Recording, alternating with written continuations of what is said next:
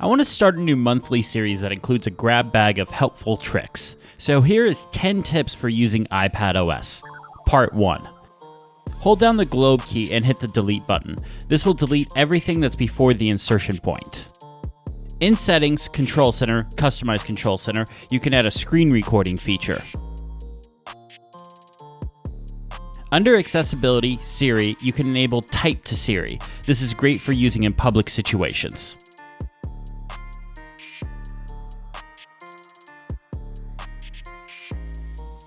You can use an app's quick actions by long pressing on its icon.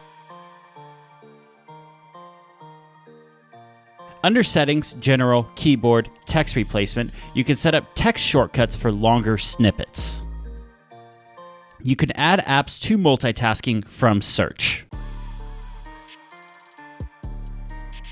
Use Get Device Info from shortcuts to do specific things depending on the device you're on. Under Wallpaper and Settings, there is now a dim option for using dark mode. Hold down the Command key at any place to see the available keyboard shortcuts.